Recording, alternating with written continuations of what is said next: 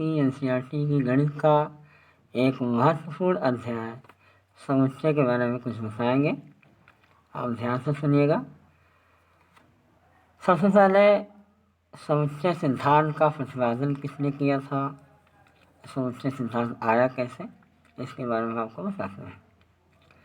Germany के एक बहुत ही मशहूर गणितज्ञ थे जॉर्ज कैंटर, जिनका जन्म 1845 में हुआ था और इनकी मृत्यु 1918 में हुई थी। इन्होंने समुच्चय सिद्धांत का प्रतिपादन किया था। तो अब आपके दिमाग में बात आ रही होगी कि समुच्चय को पढ़ना हमारे लिए क्यों आवश्यक है, यानी हमें समुच्चय को क्यों जानना जरूरी है। इसके बारे में आपको बताएंगे कि वर्तमान समय में गणित के अध्ययन में समुच्चय की परिकल्पना आधारभूत है। आजकल इस परिकल्पना का प्रयोग गणित की प्राय सभी शाखाओं में होता है। समुच्चय का प्रयोग संबंध एवं फलन को परिभाषित करने के लिए किया जाता है। ज्यामिति, अनुक्रम, प्रायिकता आदि के अध्ययन में भी समुच्चय के ज्ञान की आवश्यकता पड़ती है।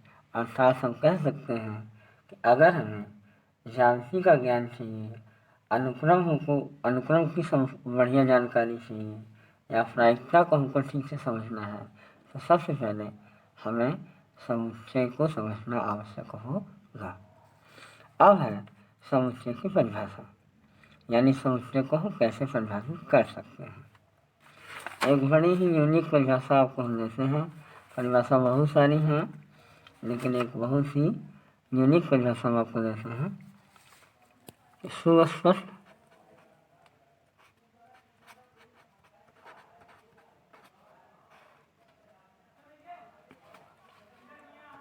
और सुपरिभाषित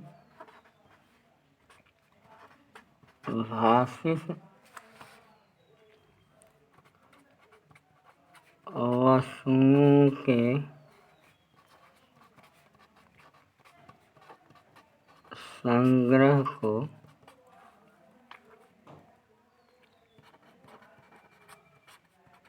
समुच्चय कहते हैं।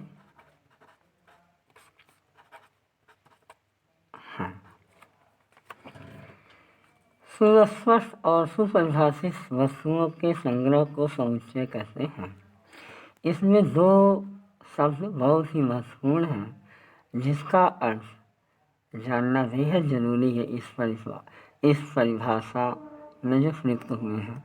पहला शब्द है सुस्पष्ट और दूसरा शब्द है सुपरिभाषित, यानी यह किस आशय में प्रयुक्त हुए हैं, इनका मतलब क्या है, इनका अर्थ क्या है, इस पर हम थोड़ा सा प्रकाश डालेंगे, तभी आप समुच्चय को ठीक से समझ पाएंगे।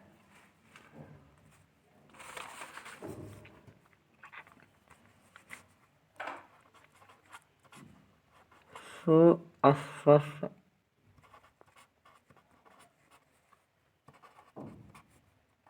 का अर्थ है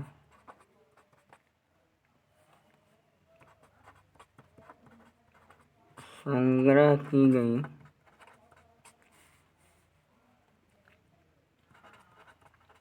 वस्तु में प्रत्येक अवयव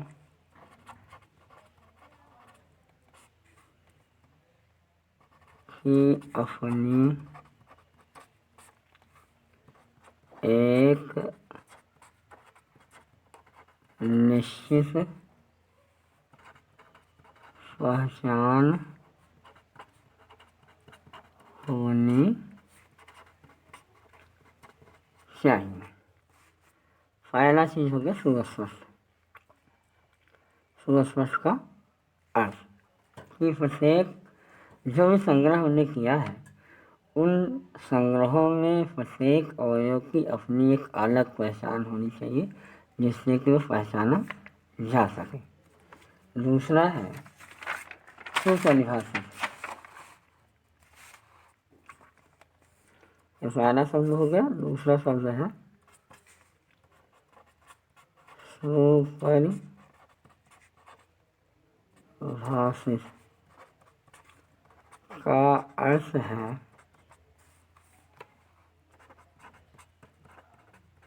संग्रह की गई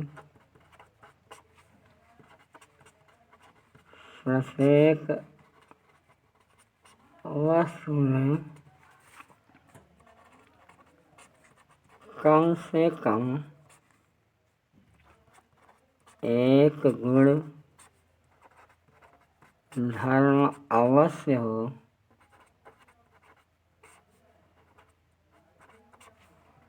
जो सर्वनिष्ठ हो। सर्वनिष्ठ माने कामन हो, अर्थात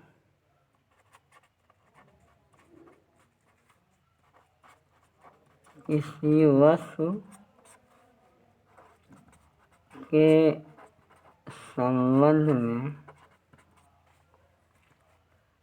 हम यह निर्णय ले सकें कि वह वस्तु एक प्रदत्त संग्रह में है अथवा नहीं है।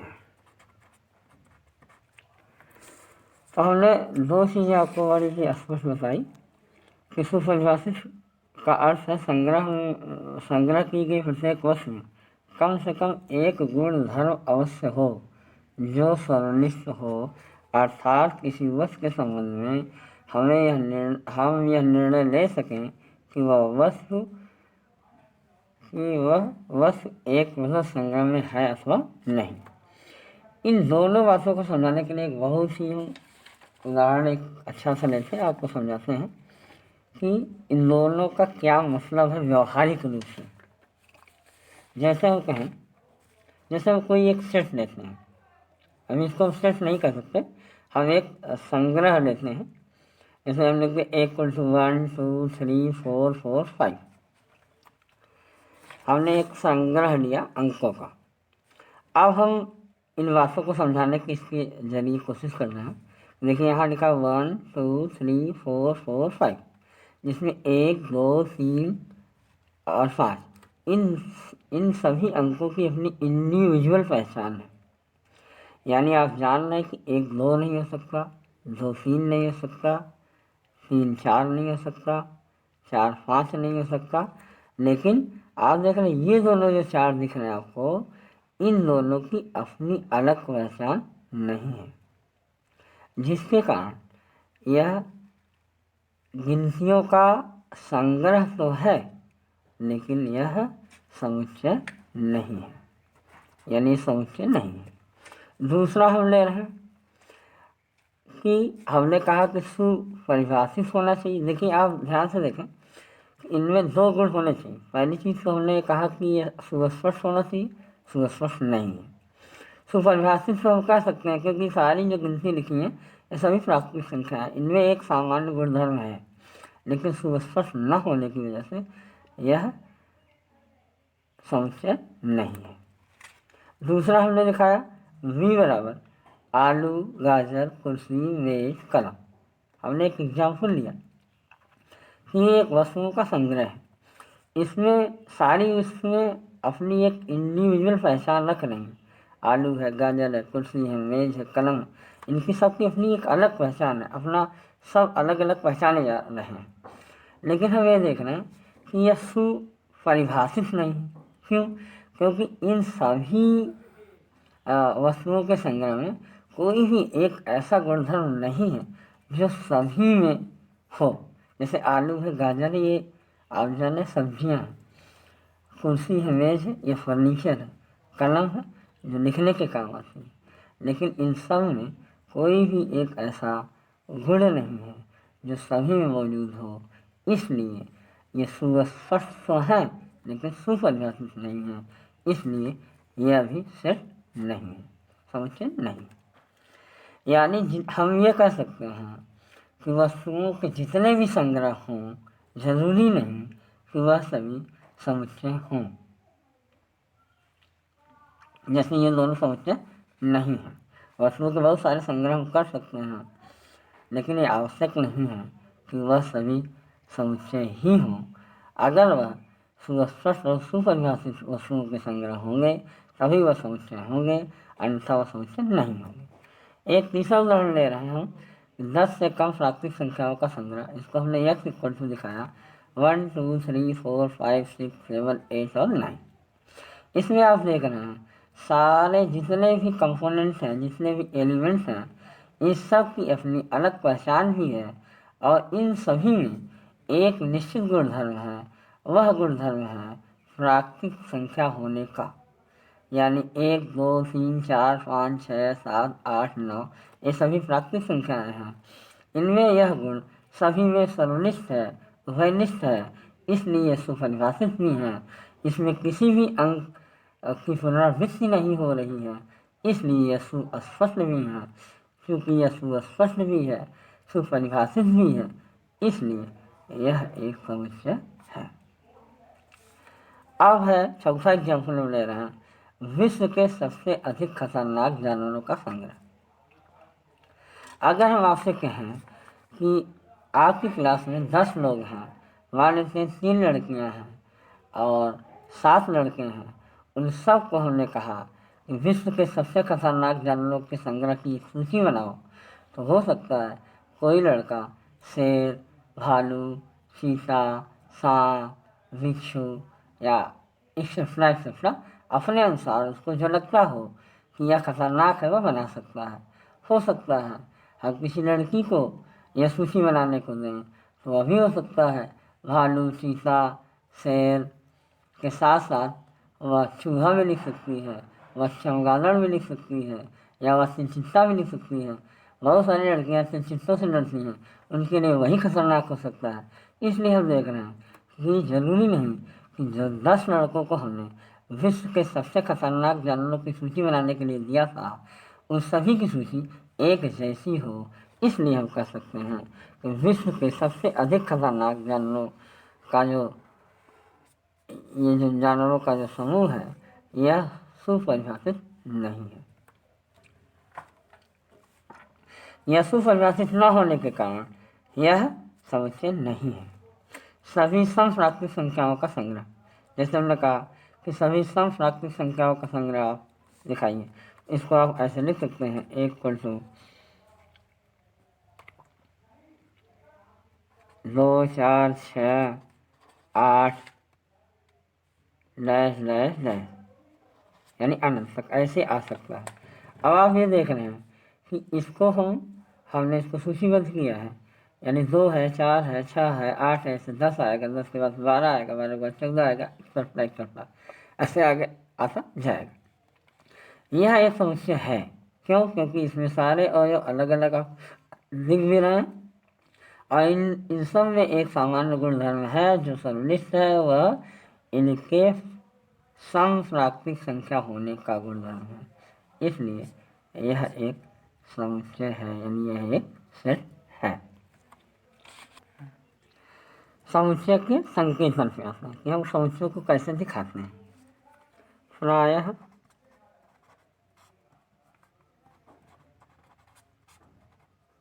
समुच्चयों को अंग्रेजी वर्ण माला के बड़े अक्षरों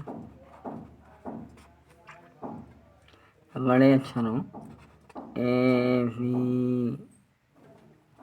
C डैश डैश डैश ऐसे ही X Y और Z से निरूपित करते हैं। जितने भी सेट होंगे उनको हम अंग्रेजी वर्णमाला के किसी भी बड़े अक्षर से यानी कैपिटल लेटर से दिखाएंगे। अब है समुच्चय के अवयव को। समुच्चय के अवयव को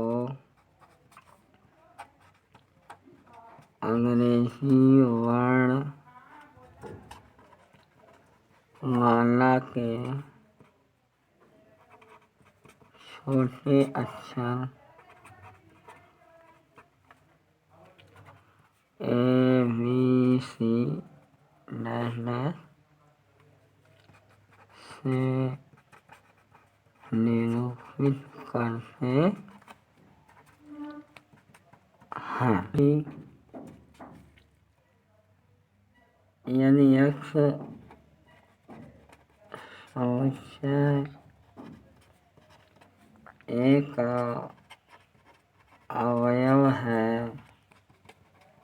तो उसे x बिलोंग A से निरूपित करते हैं, जहाँ संकेत इसको हम कहते हैं एप्सिलॉन।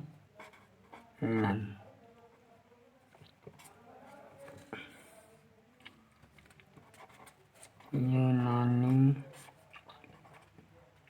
वर्णमाला का एक अक्षर है। यानी हम देख रहे हैं कि अगर ये लिखा हो कि यह समुच्चय ए का अवयव है तो हम लिखेंगे यस एप्सिलॉन ए, ये एप्सिलॉन का चिन्ह है। अगर ये कहा जाए कि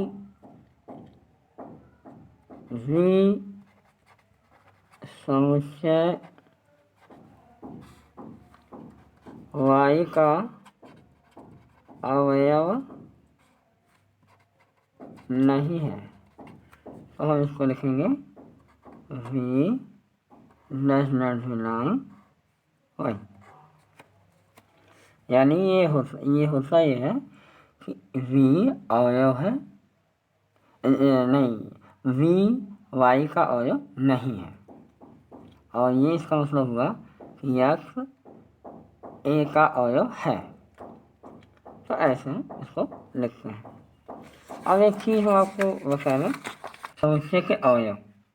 जैसे हम अगर एक उदाहरण लें A इक्वल टू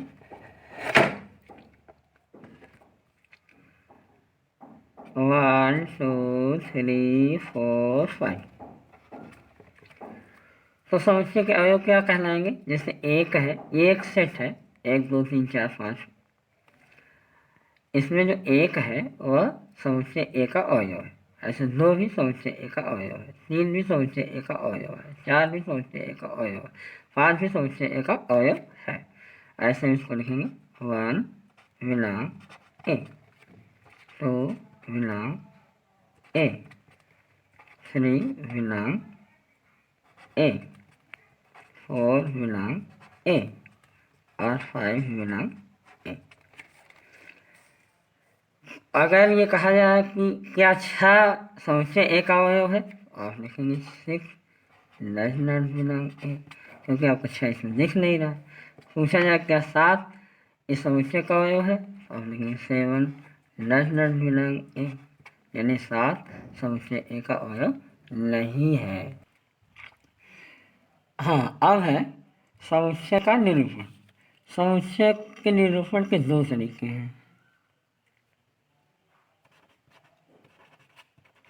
समुच्चय को 2 तरीकों द्वारा निरूपित किया जाता है।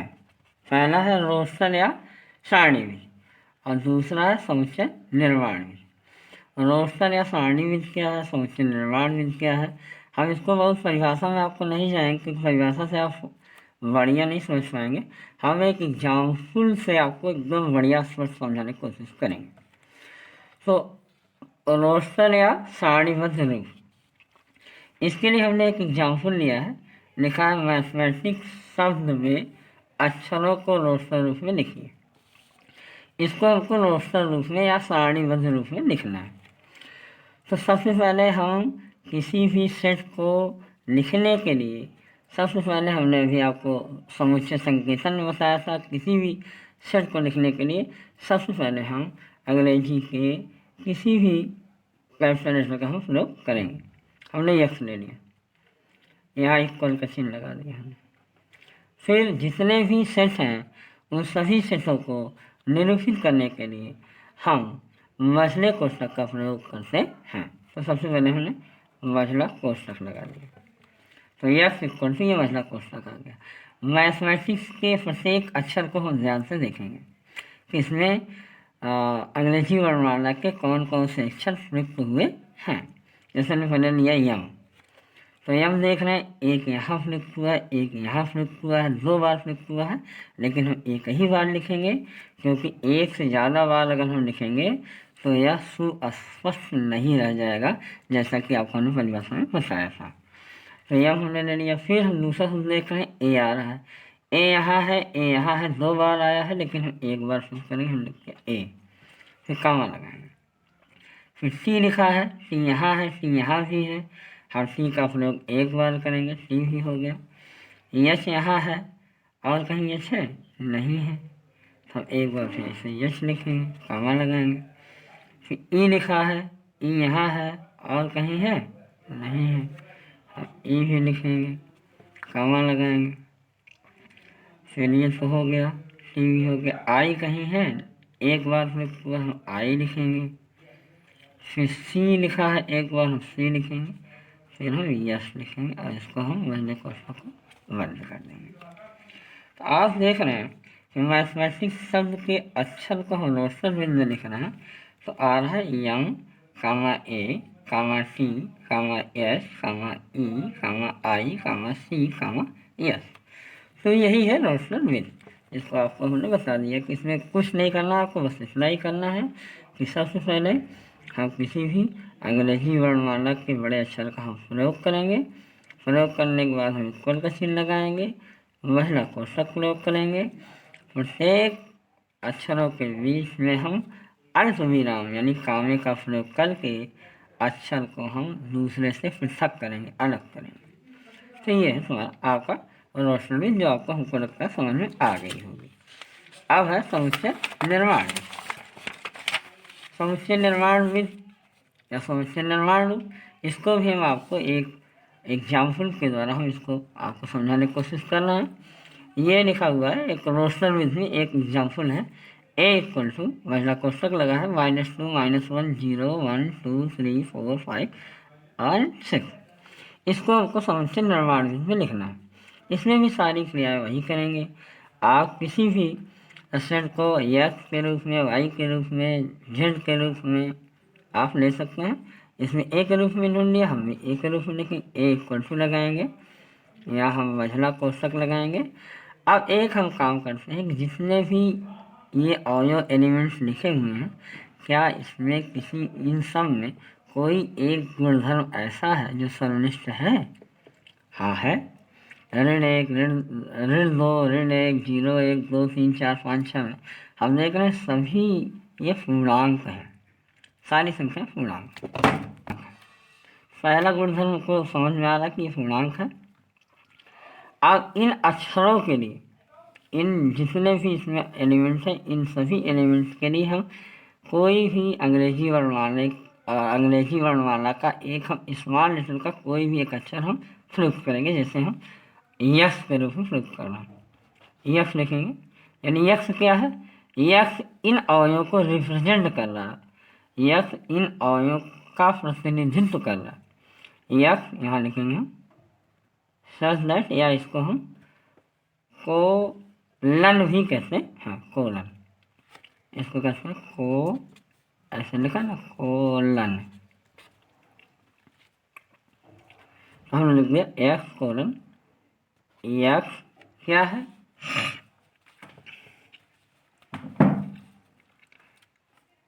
एक पूर्णांक है, यानी जितनी भी चीज़ें दिखा रही, जितने भी अवयव सभी पूर्णांक हैं। इसलिए लिख दिया कि यक्स कोलन यानी यक्स ऐसा है कि यक्स एक पूर्णांक यानी सभी पूर्णांक है, जहाँ अब इसमें हम देखें कि इसको कैसे पूरी बात को कहें। जहाँ अगर हम लिख दें -3 इज लेस दैन यक्स और यक्स लेस दैन 7, तो हम अपनी बात को कह पा रहे हैं कि -3 छोटा है यक्स से, यानी दूसरे शब्दों में कहें तो हम कहें कि यक्स -3 से बड़ा है लेकिन यक्स 7 से छोटा है।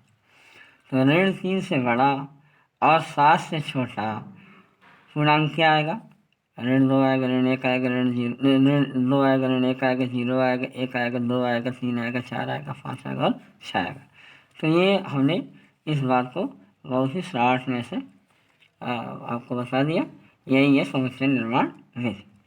तो ऐसे ही समुच्चय निर्माण विधि द्वारा हम सवालों को हल करते रहते हैं।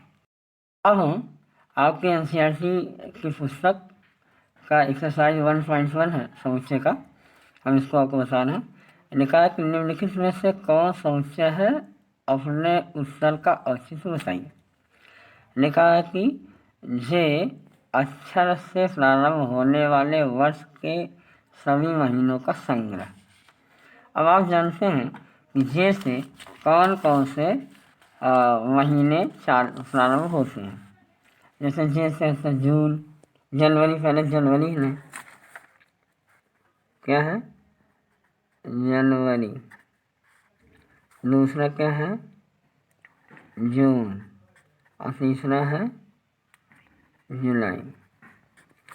आपसे ये कह रहे हैं कि निम्नलिखित में से कौन समुच्चय है, अपने उत्तर का ये समुच्चय है, क्योंकि ये सभी जो है अलग अलग भी हैं और आपको दिख भी रहा है कि ये सभी जे अक्षर से प्रारंभ हो रहे हैं।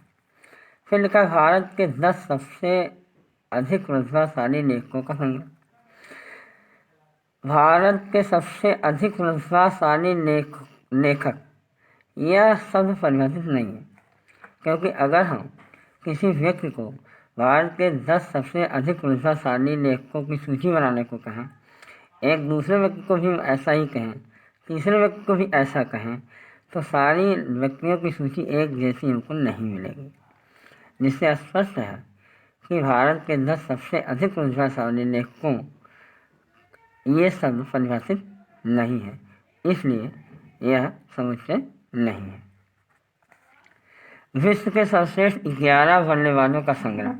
सर्वश्रेष्ठ 11 बल्लेबाज, विश्व के सर्वश्रेष्ठ 11 बल्लेबाज, यह शब्द भी परिभाषित नहीं है, इसलिए यह भी समुच्चय नहीं है। आपकी कक्षा के सभी बालकों का संग्रह, हाँ ये समुच्चय है, क्योंकि इसकी सूची हम बना सकते हैं। अपनी कक्षा के किसी भी एक स्कूल की किसी भी एक कक्षा के बालकों की सूची बनाने को चाहे जिसको भी दिया जाएगा, सभी एक समान सूची ही लेके आएंगे, इसलिए ये समुच्चय है। 100 से कम सभी प्राकृतिक संख्याओं का संग्रह, यह भी समुच्चय है। लेखक प्रेमचंद द्वारा लिखित उपन्यास का संग्रह। लेखक जो हैं प्रेमचंद जी, इनके उपन्यास सभी जानते हैं, जैसे गोदान है, गबन है और भी हैं, तो इनकी सूची बनाई जा सकती है और सभी वही सूची तैयार करके आपको देंगे, इसलिए यह भी समुच्चय है। सभी समपूर्णांकों का संग्रह, यह भी समुच्चय है। एक अध्याय में आने वाले प्रश्नों का संग्रह। किसी भी अध्याय में जितने भी प्रश्न होंगे, अगर उनका संग्रह किया जाए तो सभी लोग एक ही तरह की सूची बनाएंगे, इसलिए यह भी समुच्चय है। विश्व के सबसे अधिक खतरनाक जानवरों का संग्रह। अब आप देख रहे हैं विश्व के सबसे अधिक खतरनाक जानवर, यह शब्द परिभाषित नहीं है, इसलिए यह समुच्चय नहीं है। क्वेश्चन नंबर 2 देखिए। मान लीजिए लिखा है, मान लीजिए 1, 1, 2, 3, 4, 5, 6 अधिक प्रतीक दिनांक अथवा दशमलव दिनांक भरिए। जैसे आप देख रहे हैं 5 लिखा है, तो क्या जो एलिमेंट्स या कंपोनेंट्स या अवयव 5 है, क्या एक सेट में है? हाँ है, इसलिए हम ऐसे दिनांक इसमें भर देंगे। लिखेंगे 5 बिलोंग ए। 8 को देखिए, क्या 8 इस सेट में आपको दिख रहा? नहीं दिख रहा, इसलिए हम भरेंगे डज नॉट बिलोंग ए।